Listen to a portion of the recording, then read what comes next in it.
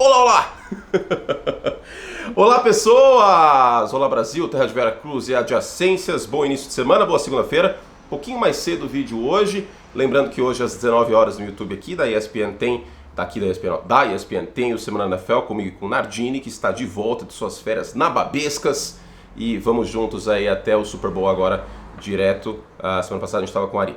Mas, falando aqui do canal, tem mais conteúdo vindo para vocês amanhã, tem vencedores e perdedores, tem um monte de coisa legal nesta semana. Então vamos começar aqui já, tem 7 coisas que você precisa saber sobre a semana 14, 15, né? Da NFL. Eu me perco, quando chega nessa altura do campeonato eu me perco, já não sei mais se é 16, se é 14, se é 15, coisa louca. Vamos começar com os Chiefs. Eu acho que o placar talvez engane um pouco nessa vitória, que foi realmente elástica, mais elástica no segundo tempo, mas por boa parte do início do jogo, Kansas City não conseguiu anotar pontos. E o primeiro touchdown da partida foi uma jogada bem diferente, né? Uma jogada meio que jurássica do futebol americano, com o Mahomes com a mão no campo, tal, e aí onde está a bola, tá com o Rashee Rice e ela entrou na end zone. Então, com o Rashee Rice. Então eu acho que a criatividade, e essa é uma coisa que você precisa saber sobre essa semana, a criatividade pode ajudar esse ataque do Kansas City Chiefs. Kadarius Toney, de novo, foi problema, né, com um drop que virou interceptação, a outra interceptação meio esquisita, mas de qualquer forma o Toney sendo o problema. O Travis Kelce, eu acho que nesse jogo deve ter ficado bastante nítido que ele não tem a mesma velocidade e atleticismo que ele tinha antes. Aí resta saber, é a idade, os 34 anos, ou é porque ele ainda está machucado, por exemplo, né? Lembrando que ele começou o ano machucado. Não tenho como a gente saber, apenas lidar com o fato de que o Travis Kelce não está sendo um fator vertical nesse ano. A produção ainda está lá, né? Aqui a barra é muito alta, então esse é um ponto, e também porque ele compensava o corpo de recebedores mais fracos de Kansas City no ano passado. Neste ano não está compensando tanto. Mas a criatividade, eu acho que nas chamadas pode ser algo interessante. Então parabéns ao Matt Nagy e ao Andy Reid aí, porque isso pode desafogar Kansas City. Sobre os Patriots, talvez dê para afirmar que o Bailey Zappe está jogando melhor que o Mac Jones, considerando o ano inteiro. Talvez, mas acho que não o suficiente, né? No segundo tempo a eficácia não esteve lá e os Chiefs venceram essa partida. Com a derrota dos Broncos no sábado, um amasso, inclusive, né, dos Lions em cima dos Broncos, uma decepção. Os Broncos estavam tomando 15 pontos por jogo nos últimos 7 jogos e tomaram uma chuva de pontos, não conseguiram pressionar o Jared Goff e tudo mais. Nesse caso, e com a vitória de Kansas City, aí fica quase impossível que os Broncos vençam a divisão. Kansas City fica um pouco mais tranquilo com essa vitória. A segunda coisa que você precisa saber é que o New York Jets perdeu para o Miami Dolphins. A AFC East ainda está aberta, porque Miami não pode vacilar nessas próximas semanas e tem jogos difíceis. Buffalo tem 2 jogos bem tranquilos pela frente contra os Chargers e contra os Patriots, já eu falo sobre isso. Mas os Dolphins amassaram os Jets. E com isso, os Jets estão matematicamente eliminados. O que você precisa saber é que a tendência, portanto, é que o Aaron Rodgers não jogue nessa temporada. Afinal de contas, não faria sentido colocá-lo aí se recuperado, mas enfim, voltando de lesão, tendo de Aquiles que ele sofreu na semana 1, para pegar jogos que não valem absolutamente nada, porque os Jets já estão fora.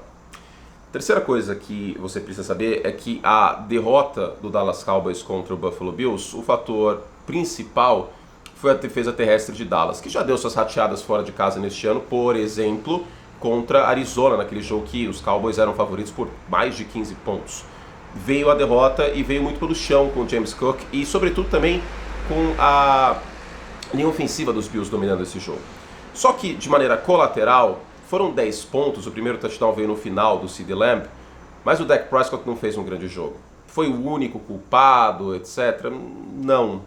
Mas o desempenho do Dak Prescott em alguns momentos dessa partida, a interceptação foi bem feia no segundo tempo, ele em terceira descida, até anotei aqui 2 de 8 em terceira descida, lento, progredindo, aí fazendo a progressão, lendo o pós-snap. Eu não gostei do que eu vi do Dak Prescott.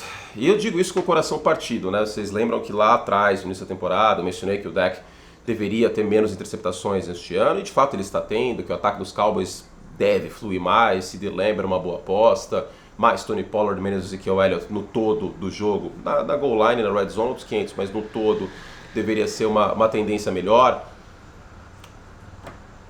E aí fica complicado defender, né? Fica complicado defender. Por quê?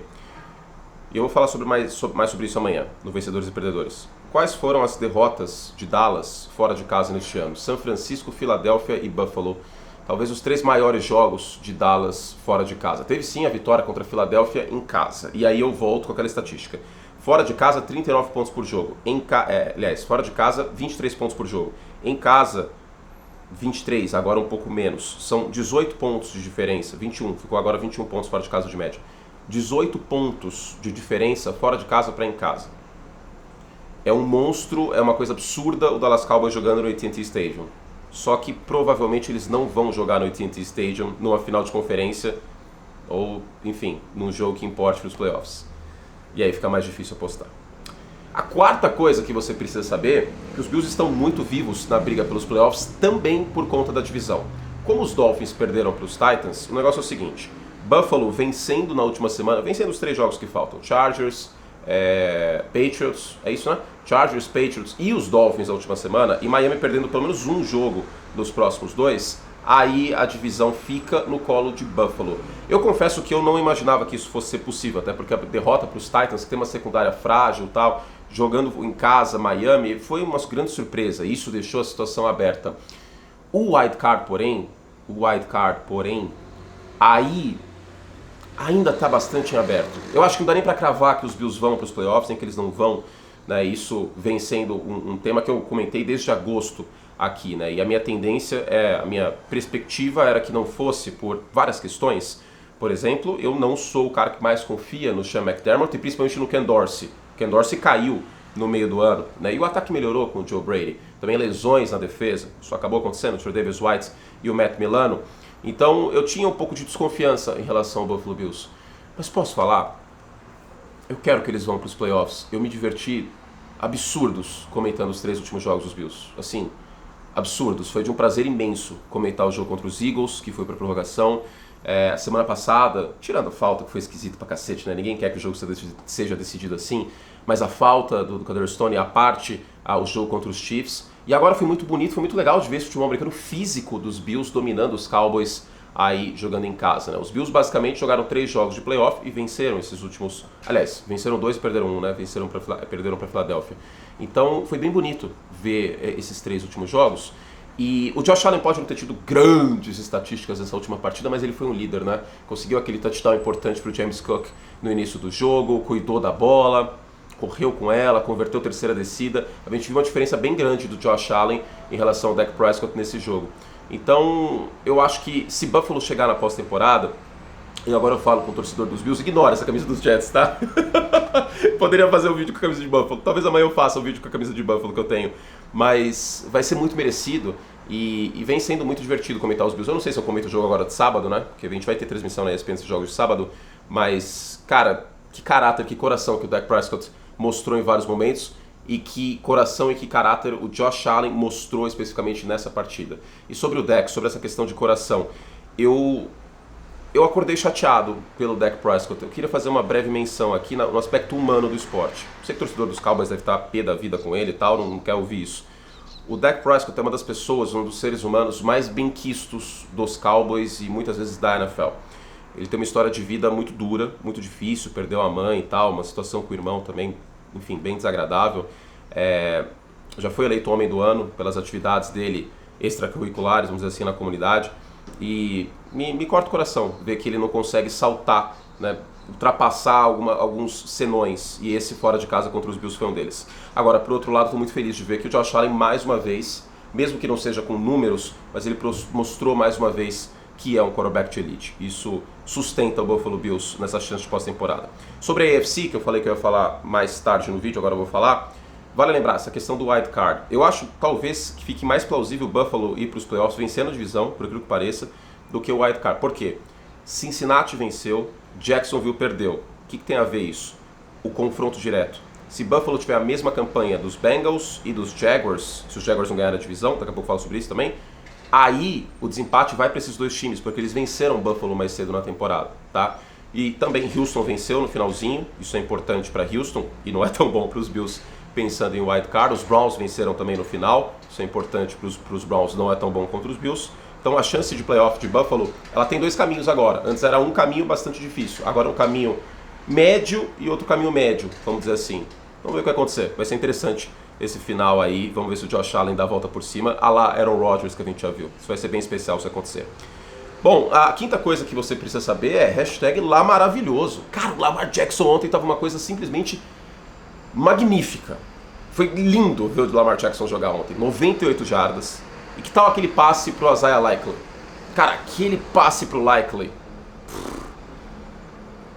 Será que o Likely é um parente distante meu? Curte? Like?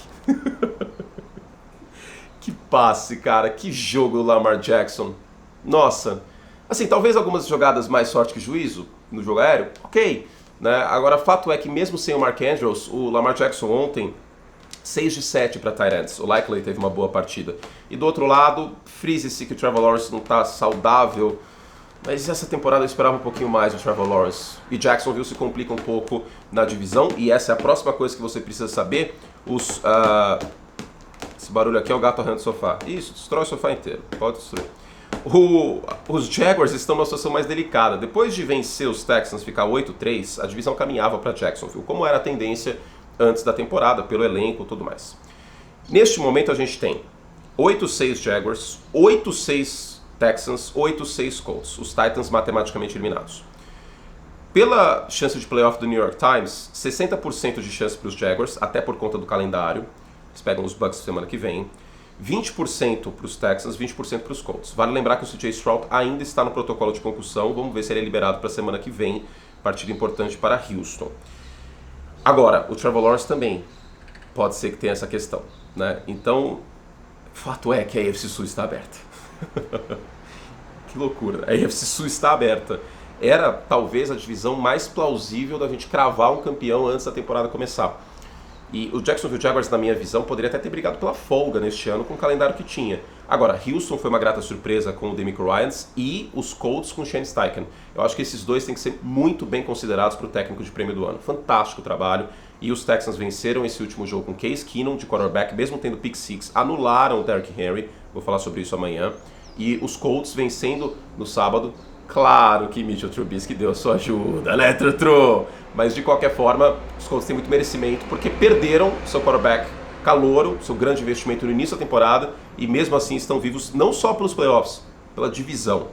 E a sétima coisa que você precisa saber para a gente terminar é que o Brock Purdy assumiu a ponta na briga pelo MVP. Curioso que ele foi perguntado sobre essa questão e de uma maneira muito humilde, muito bacana, ele disse que o Christian McCaffrey merecia ser mais o MVP. Discutível, né? Vale lembrar que o MVP é o Peyton Manning Quarterback of the Year, mas de qualquer forma, o McCaffrey, com a ausência do Tyreek Hill nesse último jogo, agora vai ficar muito difícil o Tyreek Hill bater 2.000 jardas, o McCaffrey começa a despontar de vez para ser o jogador ofensivo do ano, também conhecido como o prêmio de MVP não quarterback da NFL. Há de ser feito um caso, mas são 3 jogos de 4 touchdowns para o Brock Purdy nessa temporada. O touchdown dele para o Deebo Samuel, até a gente mostrou ontem na transmissão de Bills e Cowboys que eu tava, um back shoulder impecável. Fiz uma análise tática na semana passada de 3 jogadas, o touchdown do James Cook, deu uma olhada lá do Josh Allen contra os Chiefs, teve mais um essa semana, e também um dos touchdowns dos 49ers na semana passada, aquela bomba para o Deebo Samuel, que a colocação de bola é impecável. A colocação de bola para esse outro touchdown do Deebo, impecável. Então eu acho sim que o Brock Purdy merece estar forte nessa conversa por MVP. Vamos ficar de olho, Josh Allen, se os Bills ganharem a divisão e os Bills ganharem todos os jogos que faltam, e 2, Lamar Jackson. Os Ravens têm jogos bem interessantes para fortalecer esse caso de MVP, porque pegam Dolphins e pegam 49ers. Se os Ravens vencerem essas 2 partidas e tiverem a folga da AFC, com o Lamar jogando do jeito que jogou ontem, aí o MVP pode ficar plausível para ele também. Vai ser bem legal essa briga para o MVP. Aliás, como tá interessante, como tá bonito ver essa briga por playoff, essa briga por classificação, essa briga por campeão de divisão. A gente tem várias divisões ainda em aberto e várias vagas em aberto. A AFC, por exemplo, tá um pandemônio, né? Vários times 8-6 e a folga tá completamente aberta. A folga da NFC aí caminha para São Francisco, né? Vamos ver se o Jalen Hurts joga hoje. Ele tá questionável contra o Seattle Seahawks, tá bom? É isso, meu povo. Tô com a voz um pouquinho ruim, tá de manhã ainda, tá? Acabei de tomar um café, minha fonoaudióloga Mari vai ficar bem chateada comigo, porque não pode, né, comer chocolate, tomar café e usar a voz assim desse jeito depois, mas tudo bem. Beijo carinhoso pra vocês, hoje e amanhã tem mais vídeo pra você que é membro Like Plus, e vamos juntos aqui em mais uma semana cobrindo a Liga Nacional de Futebol, ok? Beijo, fizemos tudo o que podíamos e até a próxima. Tchau!